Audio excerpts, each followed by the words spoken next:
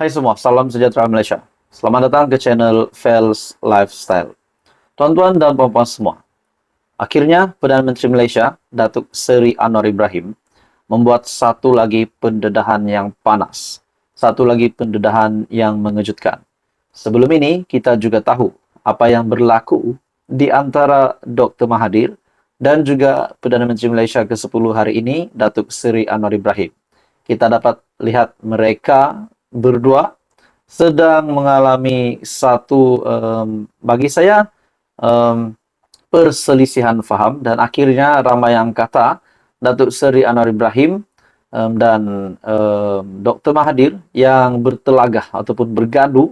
Kita dapat lihat mereka bergaduh di media berkenaan dengan pengisytiharan harta, berkenaan dengan ucapan berbaur fitnah, dan banyak lagi. Akhirnya hari ini pula Datuk Seri Anwar Ibrahim membuat satu pendedahan berkenaan dengan RM4,5 triliun. Dan ini juga menggemparkan PDRM, menggemparkan SPRM. Perdana Menteri arah cari pihak bertanggung jawab, sebabkan negara rugi RM4,5 triliun. Datuk Seri Anwar Ibrahim mengarahkan 4 agensi mencari pihak yang bertanggung jawab menyebabkan negara menanggung kerugian dianggarkan RM4,5 triliun dalam tempoh 26 tahun disebabkan rasuah dan ketirisan.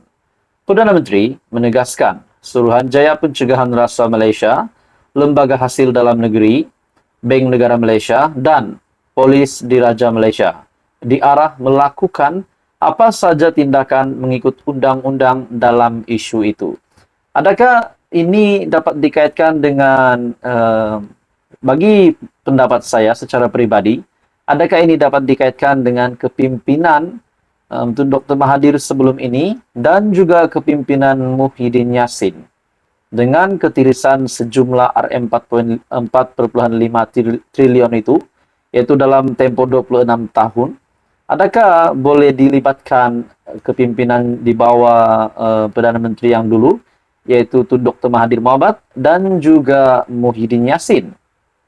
Sehubungan itu, beliau menggesa semua pihak tanpa mengira perbezaan pegangan politik, kaum dan agama untuk bersama-sama menyokong tindakan kerajaan menghukum pihak yang melakukan rasuah. Saya dah berikan arahan kepada SPRM, LHDN, BNM serta Jabatan Siasatan Jenayah Komersial PDRM untuk mengambil apa saja langkah mengikut jalur perundangan untuk bertindak. Ada orang tanya mengapa saya suarakan perkara ini. Saya suarakan supaya orang sedar. Kadang-kadang kita suarakan lawan rasuah pun ada orang takut. Kita kena suarakan, tetapi saya tidak boleh berikan petunjuk satu persatu, melainkan arahan umum, kerana ada orang yang diketahui rasuah berbilion, dah puluh tahun tapi selamat. Tidak sesiapa berani sentuh. Nah, akhirnya Datuk Seri Anwar Ibrahim buat satu lagi pendedahan. Bagi saya ini pasti mengejutkanlah ramai orang, mungkin terutamanya kepada musuhnya hari ini, yaitu Tun Dr. Mahathir. Dengan kenyataan ini, kita kena suarakan, tetapi saya tidak boleh berikan petunjuk satu persatu, melainkan arahan umum. Kerana ada orang yang diketahui rasuah berbilion dah puluh tahun tapi selamat. Tidak sesiapa berani sentuh. Nah, mungkin ada yang berpendapat, siapakah lagi yang dinyatakan Datuk Seri Anwar Ibrahim ini? Adakah mungkin Mahathir lagi ataupun pemimpin yang sebelum ini yang kita lihat masih ada hari ini tapi belum lagi terbongkar rasuah yang pernah pemimpin itu lakukan. Nah, jadi kita menunggu respon daripada ataupun keputusan pendedahan terkini daripada Perdana Menteri dari masa ke semasa. Jadi bagi saya ini satu lagi kejutan besar dari PM dengan kenyataannya di dalam artikel ini. Jadi saudara-saudara, apa komen Anda? Teruskan bersama di dalam channel ini. Jangan lupa tekan butang like, share, dan subscribe. Halo semua, salam sejahtera Malaysia. Selamat datang ke channel Fels Lifestyle. Saudara-saudara, tuan-tuan dan puan-puan semua, Hari ini kita digemparkan dengan satu lagi penahanan ataupun satu lagi pembongkaran tangkapan kepada seorang individu ataupun saya boleh katakan juga seorang pemimpin, di mana satu lagi penahanan berkenaan dengan isu terkait rasuah Rm41 juta. Dan ini sudah pasti adalah satu isu yang tidak ramai mahu dengar, yang tidak diingini, terutamanya kepada Perdana Menteri Datuk Seri Anwar Ibrahim. Nah, hari ini saudara-saudara, SPRM buat satu pendedahan ataupun satu penangkapan di mana seorang blogger direman bagi membantu siasatan SPRM. Sudah pasti ini menjadi kejutan juga kepada ramai pemimpin di negara ini melalui kenyataan dari SPRM ini.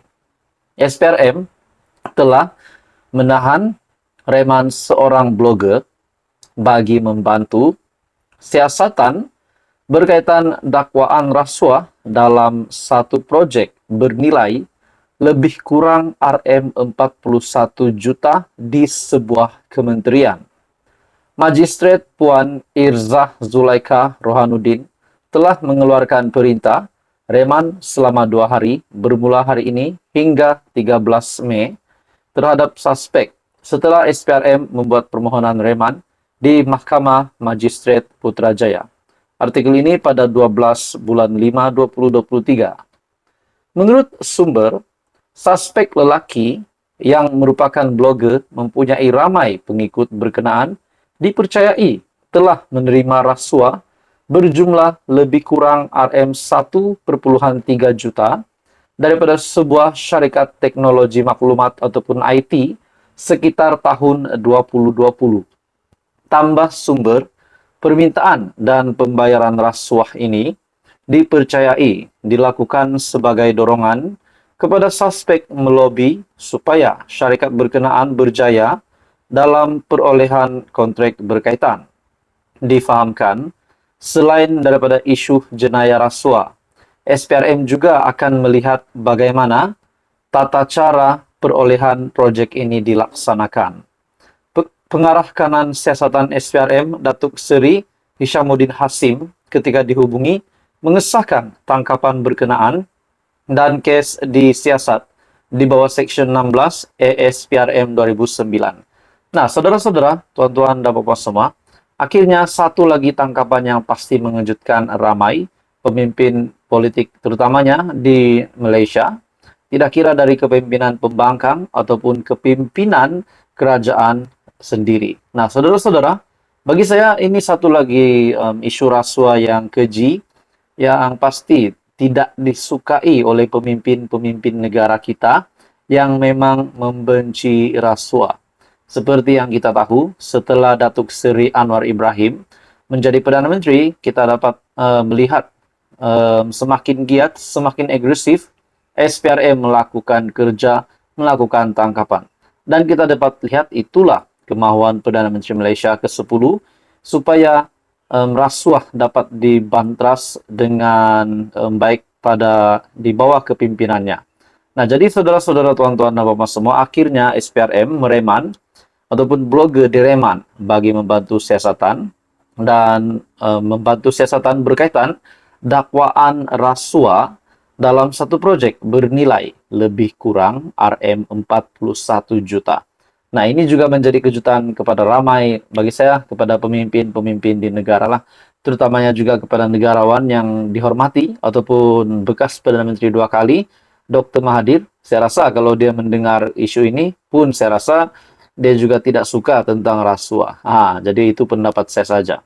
Mungkin beri kejutan juga kepada Muhyiddin ataupun mana-mana kepimpinan PN, dan terutamanya memang memberikan kejutan kepada kepimpinan kerajaan juga. Jadi saudara-saudara, apa komen Anda? Teruskan bersama di dalam channel ini untuk info yang seterusnya. Jangan lupa tekan butang like, share, dan subscribe.